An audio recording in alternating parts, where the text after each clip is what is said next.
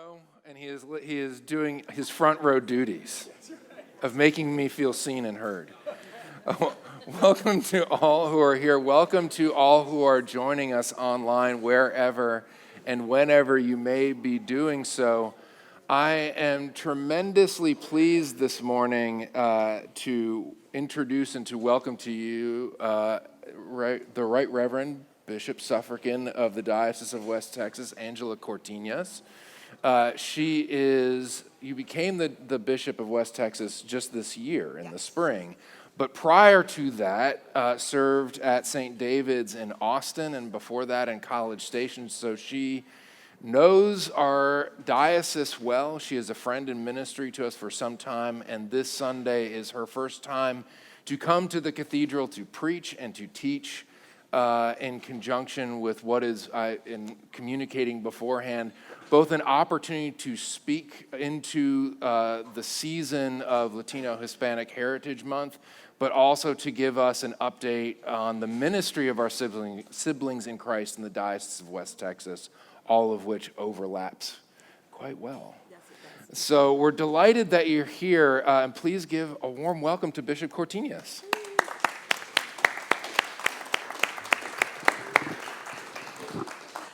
Is it working? Yeah.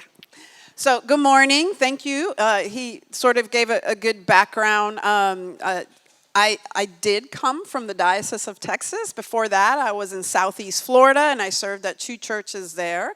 And I attended seminary in this diocese as well, in Seminary of the Southwest. So thank you so much. It's truly an honor and a privilege to be here. I am a fairly new bishop. I am a Suffragan bishop, and that means I'm still learning my way and figuring out what it means to be bishop.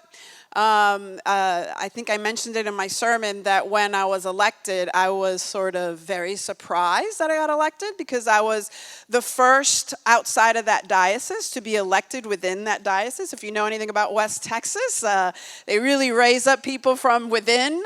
And I remember my friend and Bishop K. Ryan, who encouraged me to put my name in. They were like, I don't know if you'll get elected, but it's important that that you are part of the process, and here I am. So I went in thinking, oh, they're not going to elect me, and then here I am. So I really feel like God has called me to this particular place and time, and go figure with everything that's going on. But I wanted to share a little bit about my diocese, and so you could see that it's a pretty expansive area.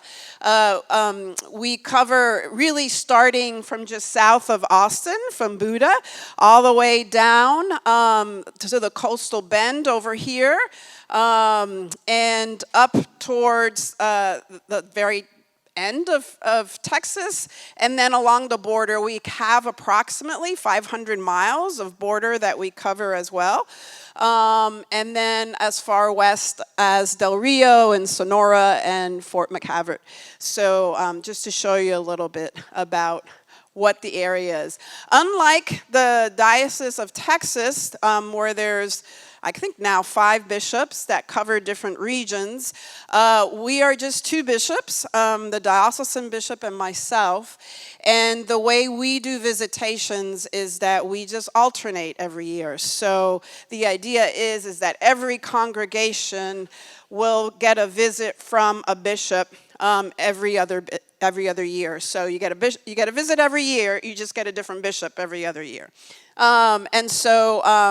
I'll go through a little bit more, but there you have the entire region. So I do a lot of driving, quite a bit of driving. If I'm going all the way down to McAllen, it's probably about 4.5 hours, and then it just depends, but that's it.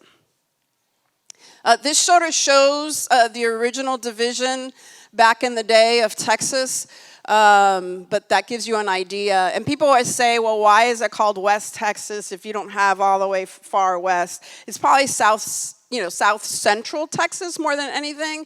But that's because when they originally divided it, they divided it Texas, and then West Texas, and then the Northern Texas mission. And then when it was divided even further, we just kept our original name. So that gives you an idea. And that was in 1874 when that was divided. So.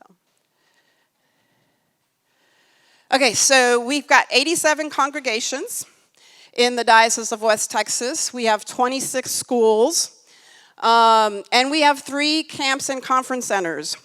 People often say, really, you've got 3? We do. So we've got Camp Capers, which sort of fits traditionally the model of Camp Allen, where the summer programs happen and a lot of the youth programs. It's a fraction of the size of Camp Allen, just to give you an idea. And then we have Mustang Island Conference Center, which is near Port Aransas on the coastal bend. Beautiful. It's right on the water.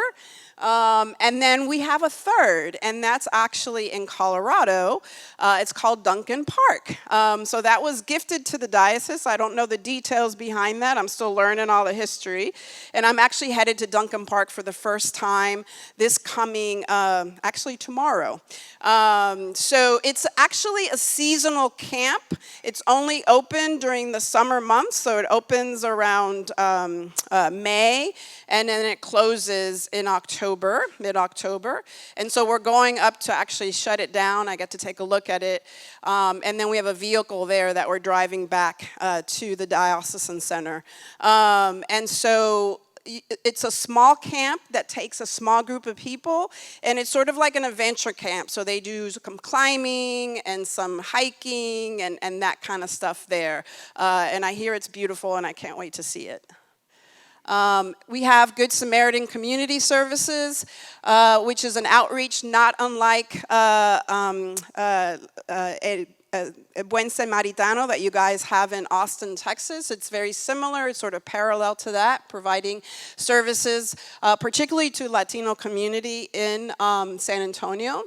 And then I'll talk a little bit about Plaza de Paz Respite Center. That was started around COVID. It has since doesn't exist anymore. And I'll explain a little bit about what that was. But it was basically a stopping place for immigrants that had come in seeking asylum through the border. And it was a place where folks could come in, receive some care, food, clothes, and bus passes to get to wherever sponsoring families or wherever they're going to end up. And we worked closely with Border Patrol and the U.S. government at the time to help do that and help get people settled as they came in. But I'll talk more about that in a minute. We have an expansive world mission program. We do work in Africa, in Uganda. We do work in Honduras, in Colombia, in Mexico, in several countries around the world. We also do some work with Navajo Land and with the Diocese of North Dakota as well. And then lots of other things going on.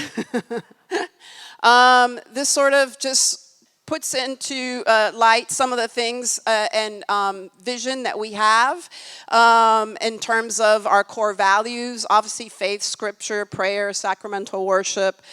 We've got mission and outreach.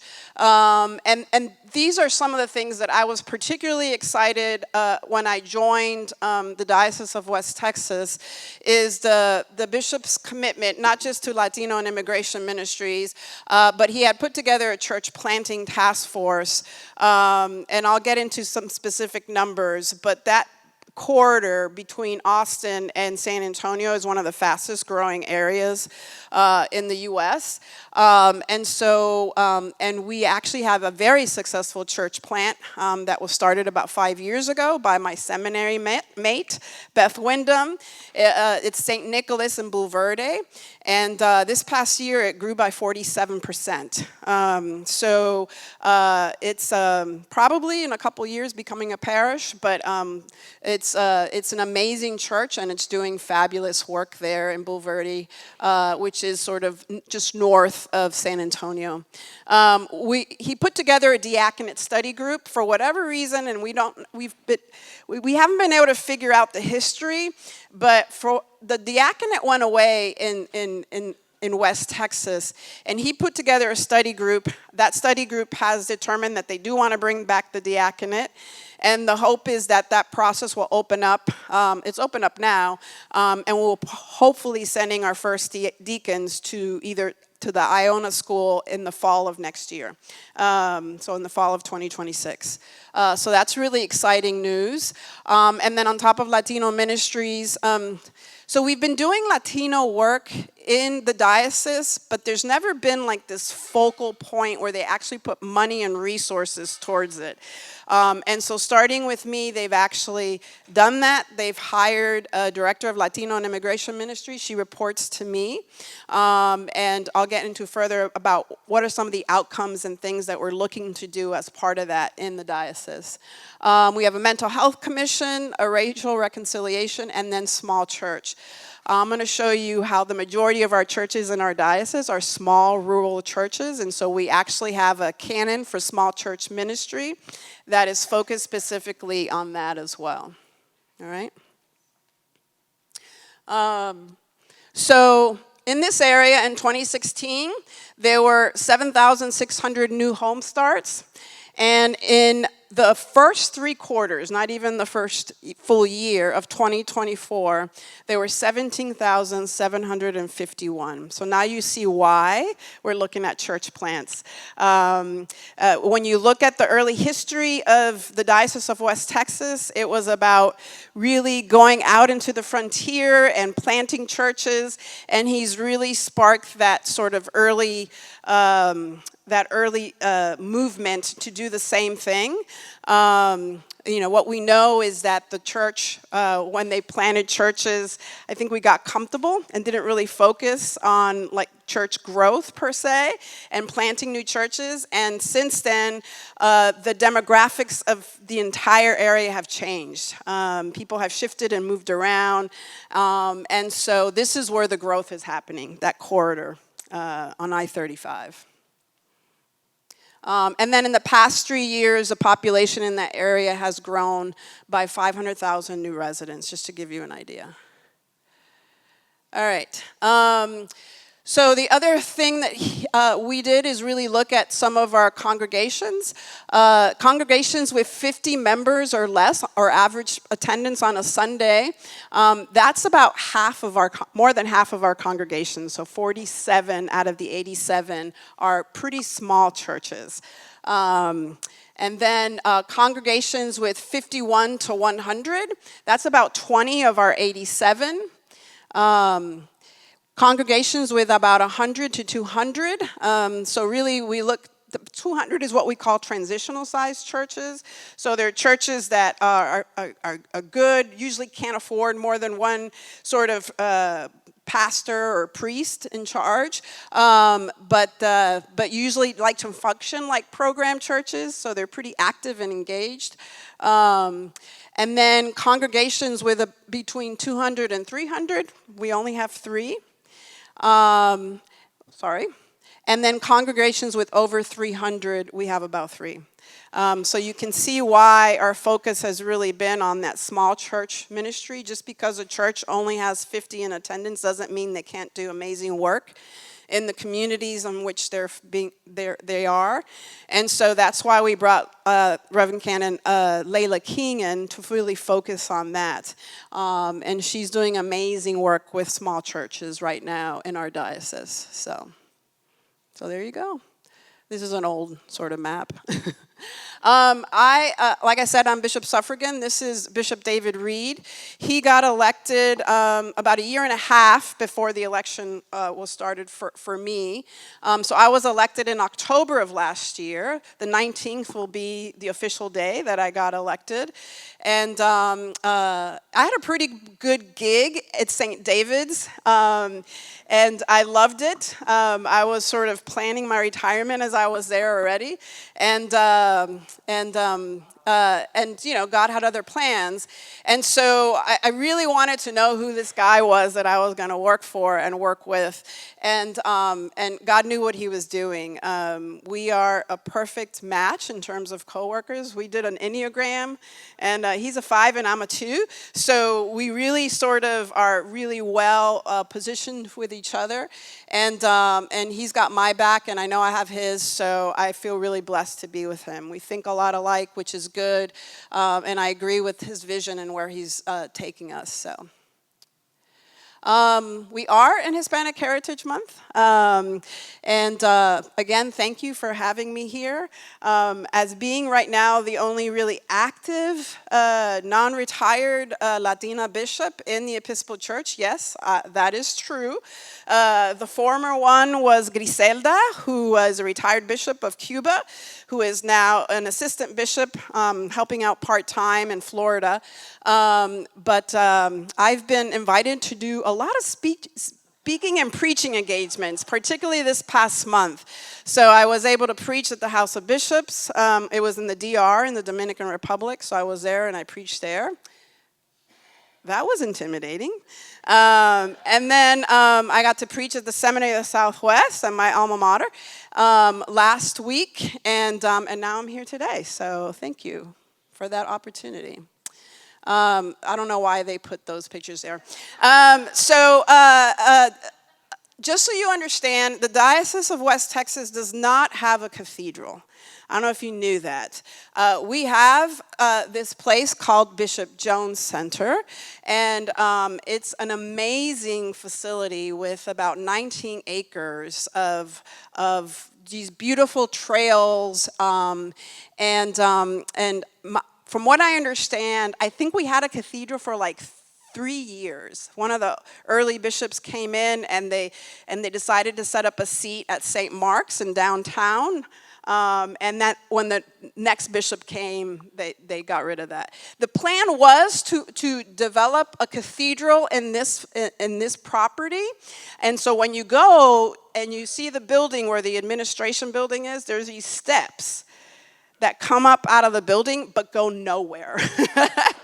And I shouldn't say they go nowhere. They actually go into this beautiful oasis property that we have. And this just gives you an idea of how the property looks. And so we call it the Bishop Jones Center, named after one of the former diocesan bishops.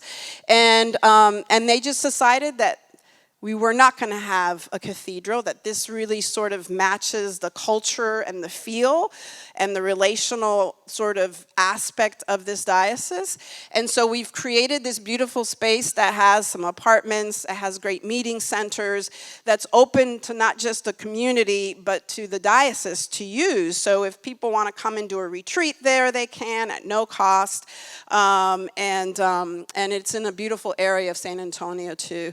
So that's an outdoor baptismal font that we have on the property.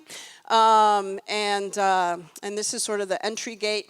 And so the way it works is when the place is closed, like on the weekends, and this is the gate as you drive in, you can actually access the path from outside onto it. So it's open to the community all the time. So you get there in the morning, there are people in the neighborhood walking their dogs and taking walks, and there's actually some outdoor meeting spaces on the property as well. And we have great volunteers, it's not an endowment, but there's a fund that was given to the diocese to help manage the property. And so every Tuesday morning and Wednesdays, you'll see volunteers out there planting and tending and caring for the property. And it's just to give you some ideas. So if you're ever in San Antonio, come to the Bishop Jones Center and come check it out. It's a beautiful property, and I'm thankful every day that I get to do it. All right, Latino and Immigration Ministries is a new start-off. It used to be just Immigration Ministries. Now it's Latino and Immigration Ministries. And these are some of the outcomes that we've decided to put together. 70 to 80% of the people in our diocese are of Latino or Hispanic descent. When you look at the border communities in San Antonio, it's a big chunk of our constituency in the neighborhoods. And so one of the things that we need to do, because there's never really been a focus, is to increase the cultural and language competency of both ordained and our lay leaders. And so we're looking at things like, how do we get our Anglo-speaking priests, like, learning to lead the liturgy in Spanish? How do we get some of our strong Hispanic leaders who want to go into ministry improving their English skills? And so we're looking at some really neat ways to do that by partnering with possibly, we're just in early conversations with the Diocese of Puerto Rico so that we can do like an immersion program for folks that are in seminary. The School of Iona has just announced their lay preaching program in Spanish to help lay leaders also with language competency. That also includes cultural competency. Things like, how do churches, if they want to do posadas, how do they do it? Putting together liturgies. How do we do Virgen de Guadalupe liturgy, and helping folks do that. And so what the diocese is trying to do now is really model that by putting on some of these events and helping others sort of learn, and having approved liturgies in both languages, where we have resources that people can just download from the diocesan website. So we're really focused on those efforts right now.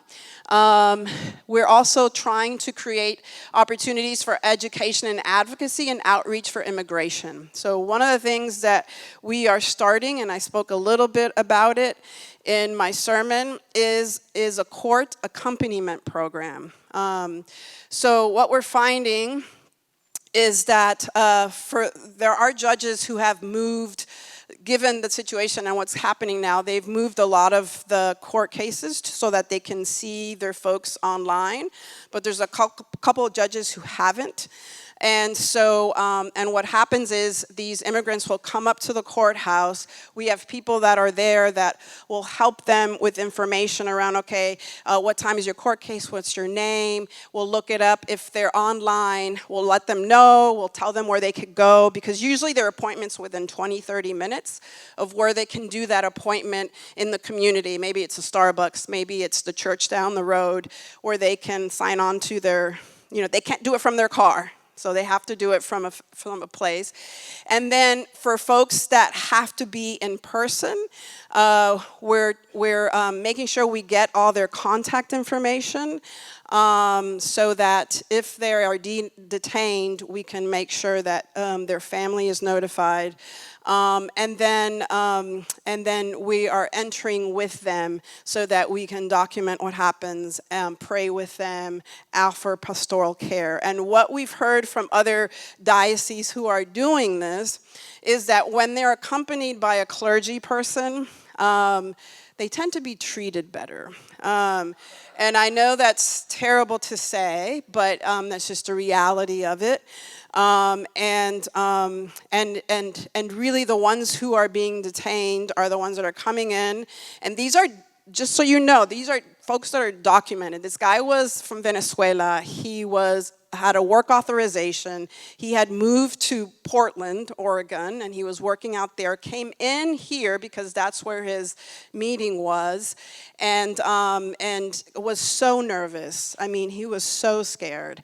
Went into court, did everything right. He asked the judge, did I do everything right? Am I okay? And the judge said, yes, you did. And as he was leaving, they literally, first they asked him if you are so-and-so, and he goes, no, I'm not that person. And then they said, well, are you so-and-so? Yes, I am. And they jumped him. They grabbed him. They slammed him to the ground. They as they were grabbing him and just mistreating him, he's screaming. In the name of Jesus, why, It was just so impactful. And I just think it's important to hear the story of just how they're being treated. Thankfully, we had his contact information, so we were able to contact the family and let them know. But this is part of the program that we're trying to do so that we can advocate, we can support, we can provide pastoral care, we can tell the stories, telling the stories of what's going on.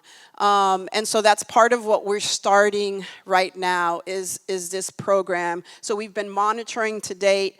We're piloting with 4 churches in the San Antonio area who want to join and do this. And if that's a success, the plan is to roll that out to other areas and to other places where some of these cases are occurring.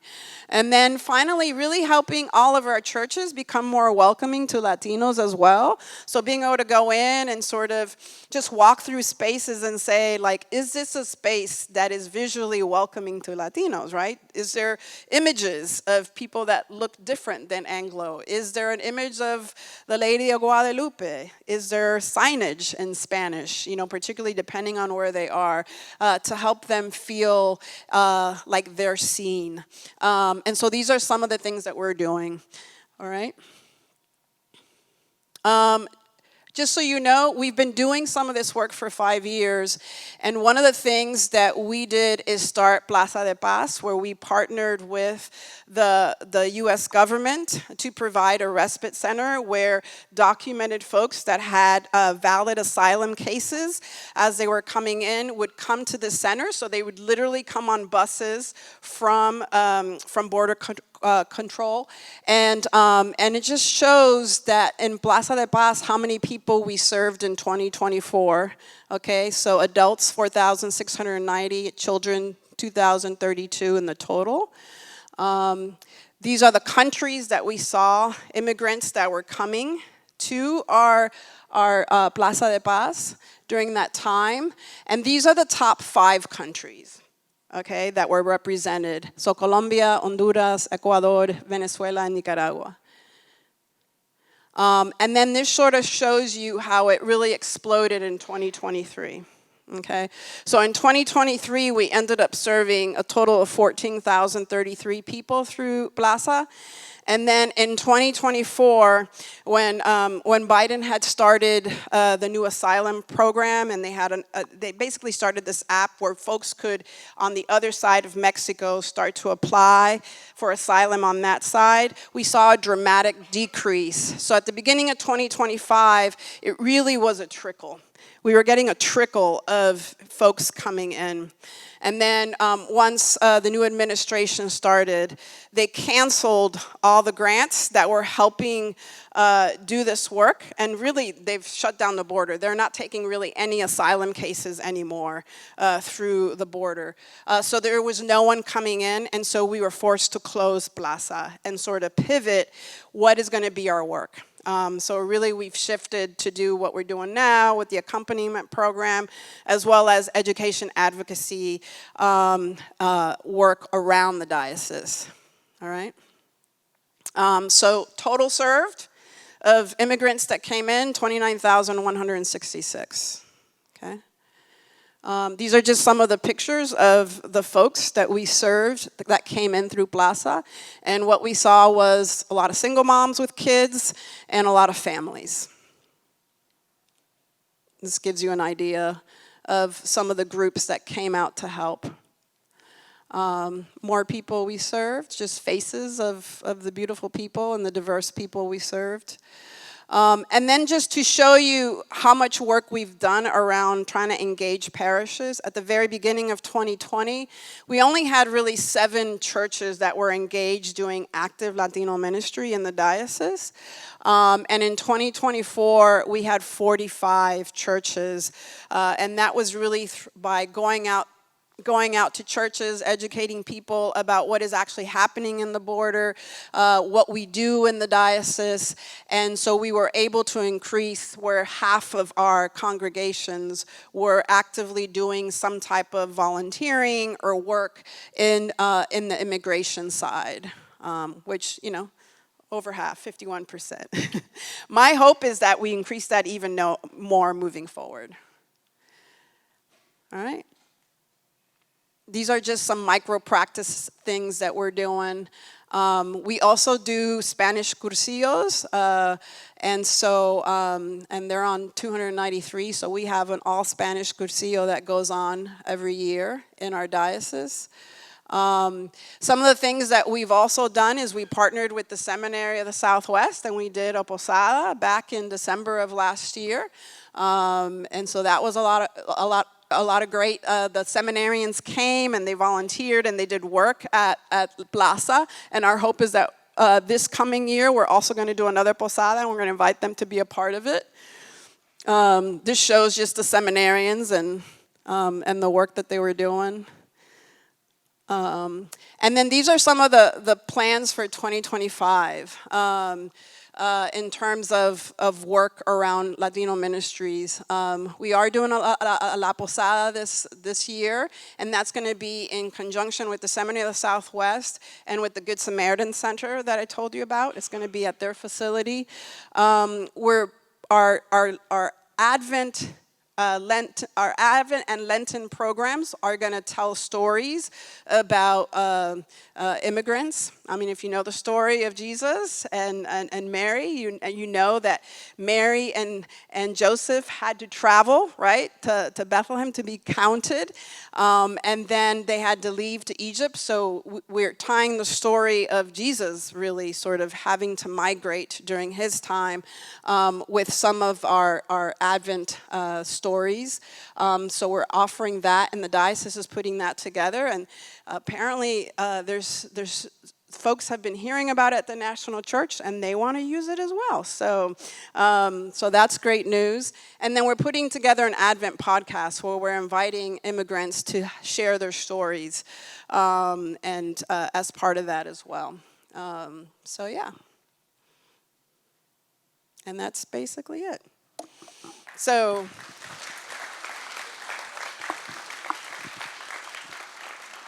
I know I sort of rushed through that, but I wanted to make sure I left some time for questions for anyone that's here, and I see an arm that's up already. Yes?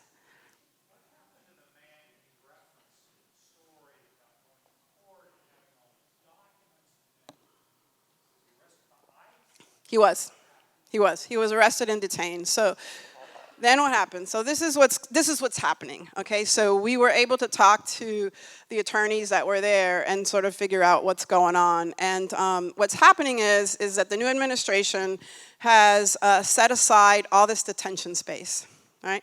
All this detention space to hold people, and that's exactly what they plan on doing. So he basically has another court case coming up. But instead of being able to go back home and work and contribute to society, he's going to sit in a detention center till that court case comes up. So it's really been about filling beds and meeting certain quotas and numbers. So that's where he's going to be until his next court case. He's effectively in jail. And what we're finding too is, you know, in previous administrations, we were able to get even clergy get access to go to some of these detention centers. Nobody's getting access. Even like representatives and folks on Congress are unable to get access to see what's going on. But the stories that we hear from people who have been in it and then released are pretty awful in terms of the, you know, the conditions that they're usually being put in. So yeah, it's important for us to speak out, to hear the stories, to document. And then a lot of the protections that were in place before too, it used to be that you can go in and monitor, take pictures. You can't. You can still go in and monitor and whatnot. But there used to be a reporting where you can, if there were issues around how people were being treated, particularly, that department exists in name, but not anymore. So there's not people in that department anymore. So it becomes very important to document and tell the stories. And so that's what we're doing. The story of this man, we're writing everything down so that we can make sure information is being distributed, that people know what's going on. So, yes. Have you had the opportunity personally to attend a hearing with No, so this came from Flor, who was there, and she brought it, and she's in the process of writing the stories down that she's seeing. But I will be one of the folks that will be planning to go and attend and be there pastorally as well once that program formally gets off. But we have people that are going and sort of, they are still allowing people to come in and sit and watch and be observers. So.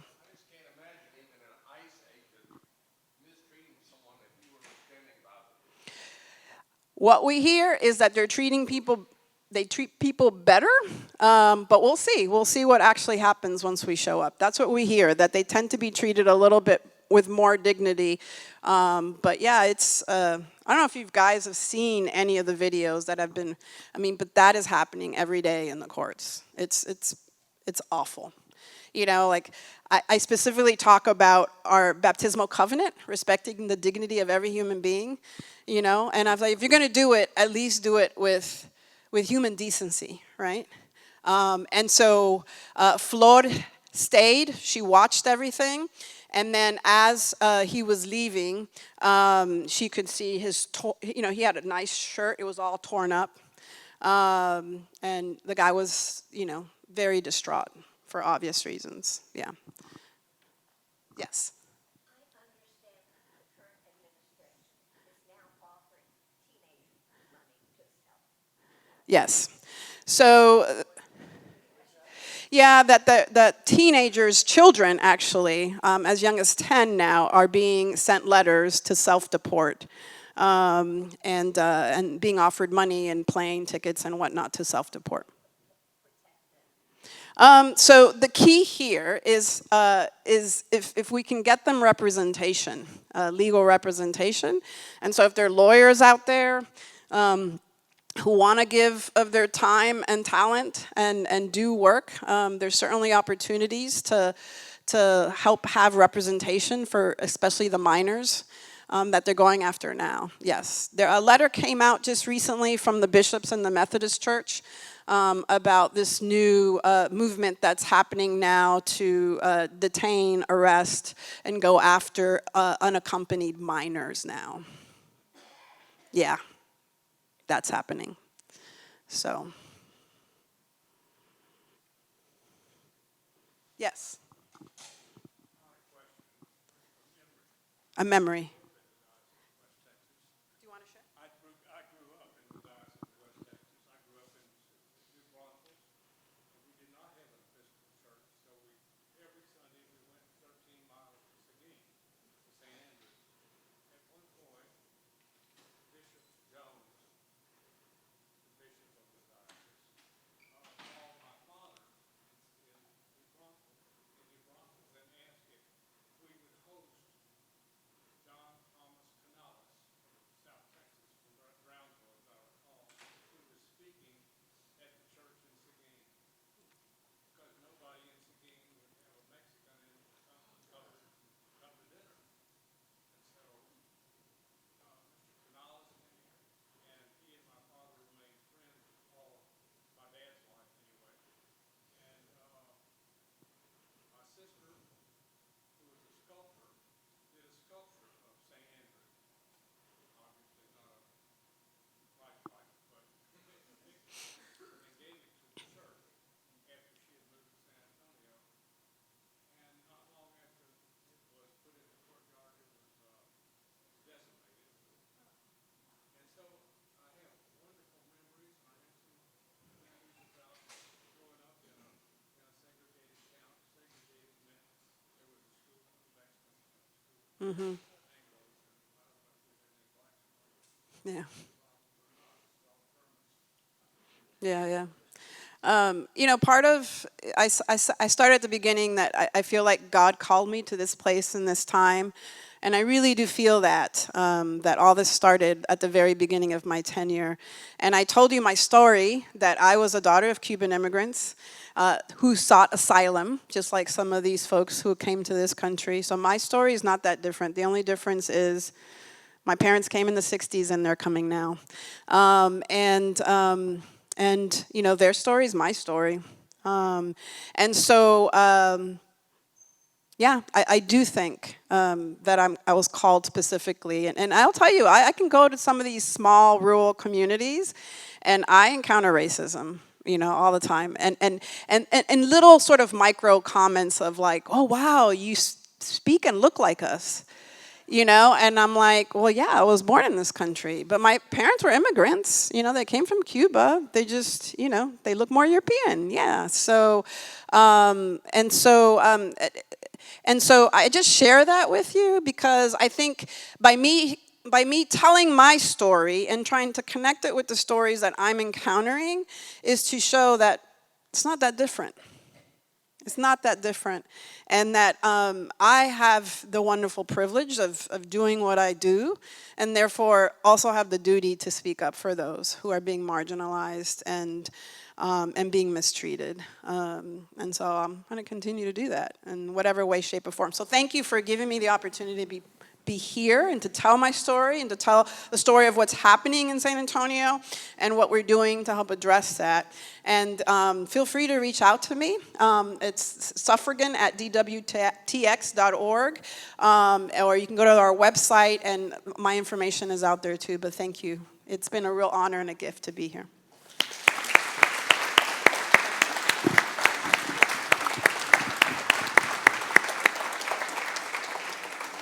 It's been a real honor and gift for us to have you here. Oh, thank you. Thank you so much. For those, just a couple notes before we part ways from this space, around that next Sunday in this space we'll have, this is Bishop's Row. We have Bishop Hector Monterroso will be with us next Sunday for confirmations at all services. And confirmations will only be at 2 services. He'll be at all services, and he'll be with us in the Dean's Hour to sort of talk about the state of Latino ministry here in our own diocese. So we're looking forward to that as a way that we will close out Latino Hispanic Heritage Month here at the Cathedral. Also next Sunday at 1 o'clock will be an information session that I'll be hosting for the first pilgrimage that I'll be co-leading with this congregation, this cathedral. Next Sunday at 1 o'clock. There's information about the pilgrimage itself on the cloister this morning. Please, if you're interested, pick one up and take one with you. If you're able to be with us next Sunday, that would be phenomenal. If not, know that that's not a prerequisite in order to be able to come. But I'm thrilled about what lies ahead for us and want to make sure everyone knows about that this week. So, from here, if you have worshiped with us already this morning, go in peace to love and serve the Lord. If you haven't yet, we'll see you in church in just a few minutes. Thank you.